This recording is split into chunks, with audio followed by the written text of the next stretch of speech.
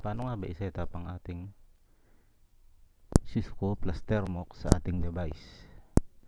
Iiwan ko na lang ang link nito sa description, itong tatlo. Okay, simulan na tayo. Una sa lahat, kailangan natin ng Wi-Fi connection, Wi-Fi, hindi data guys. Kailangan natin ng Wi-Fi para sa wireless debugging, at pang Android 11 pataas lang ito.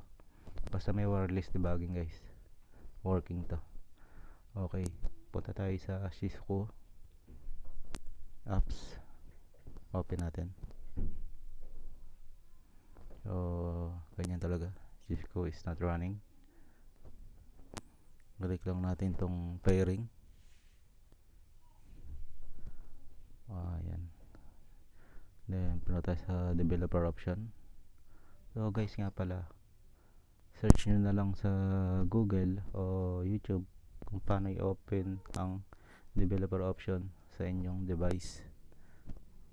Okay, punta tayo sa developer option.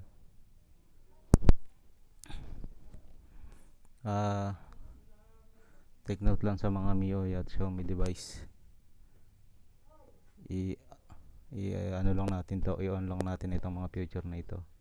Ito, USB debugging, install via USB, saka itong USB debug and security setting, at itong disable ADB authorization timeout,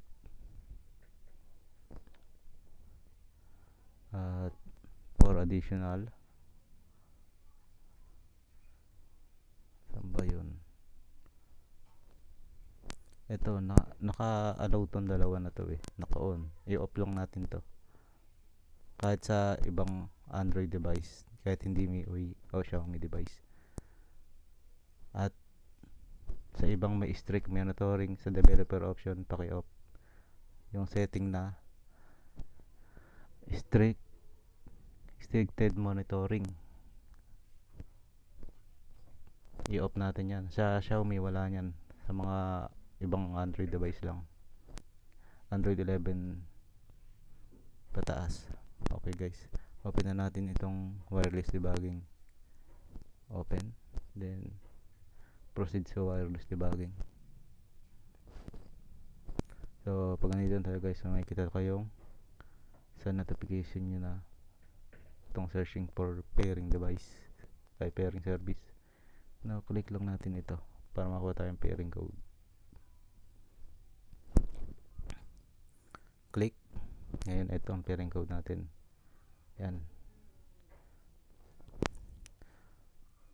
845765. 845765. Tama kaya to? Okay, enter natin. Ayan, tama yan, na-enter ko. Successful na daw. Okay, pagkayaran nyo yung makikita ko dito sa paired device na Cisco. Ready to paired na siya guys. Then back. Okay, back ulit. Ayan, ngayon at running pa rin. Pinutin natin tong start.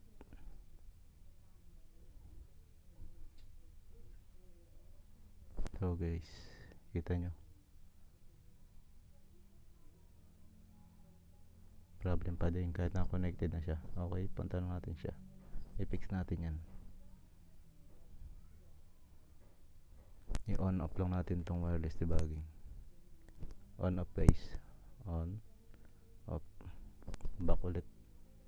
Ayan, start na siya guys. So waiting for service pa lang nakalagay.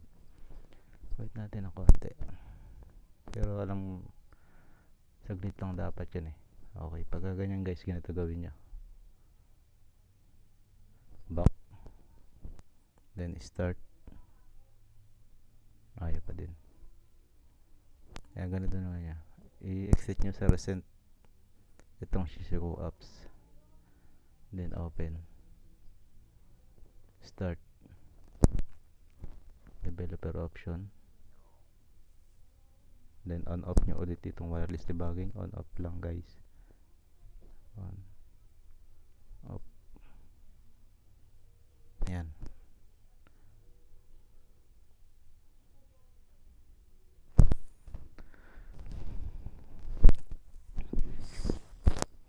pa rin.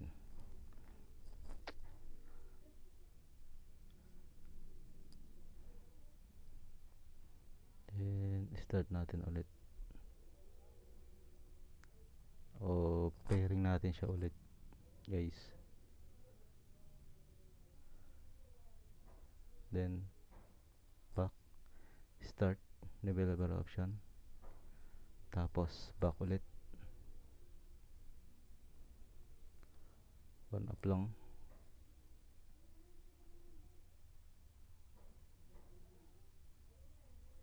Ayan, nag-work na guys.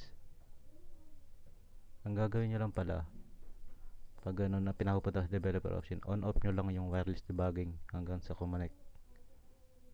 So ready na siya guys, running na. Ngayon i-apply naman natin kung paano paganahin ang Thermox with Shizuku. Kailangan connected to, connected ang Shizuku guys bago mag-command sa Thermox. Okay, ganito lang yan. Click lang natin itong Shizuku in terminal, export files. So gagawa tayo ng bagong folder dito sa labas ng ating internal storage. Ngayon, create folder,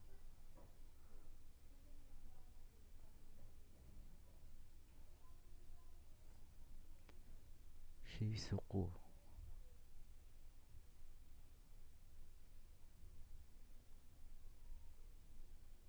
So guys, yan, Shizuku. Gagawin natin name ng folder dahil pang Shizuku talaga. Okay, click natin ng okay, then click natin yung use this folder, then allow. So okay na siya guys. Back lang natin, punta tayo ngayon sa explore, open. Ayun, eto na tayo sa explore. Punta lang tayo dito sa ating internal share storage o internal storage. Hanapin natin yung Shizuku folder na ginawa natin doon sa Shizuku. Ngayon, eto siya, nalokwit ko siya, Shizuku folder. Ngayon may dalawang file, isang rish Shizuku.txt, isang rish. Ayan, kailangan natin dyan i-edit itong rish. Yan lang i-edit natin dyan. Paano edit? Long press o hold natin tong file na rish, hold, click and hold, then makikita natin mga option. Ngayon, itong edit sa baba, edit text.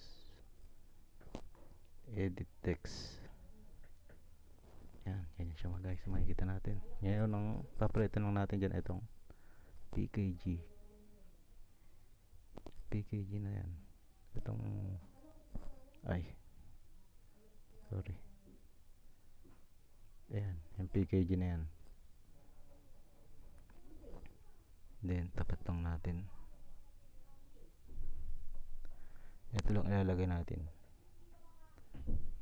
re-replace sa PKG com dot Thermox. And guys, dapat exact ka, walang mali.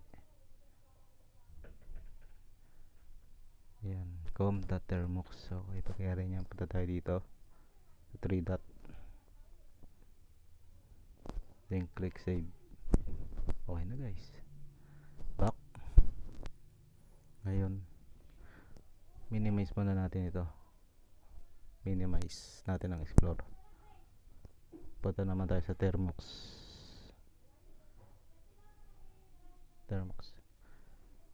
Ganyan siya pag bagong bukas. Okay, ngayon bibigyan natin siya ng, ito huwag nyo kakalimutan, first, pag unang bukas nyo, unang gamit nyo ng Thermox,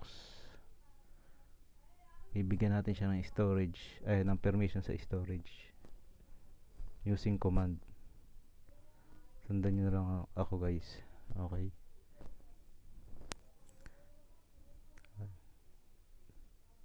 Thermox setup, Set up storage.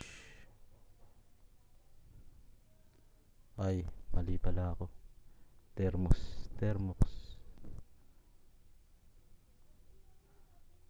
Set up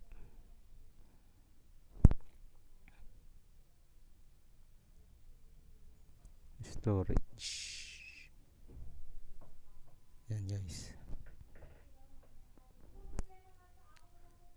Okay, set up storage. Then paano ba i-enter yan? Itong kulay blue na nakikita nyo sa screen sa tabi ng space,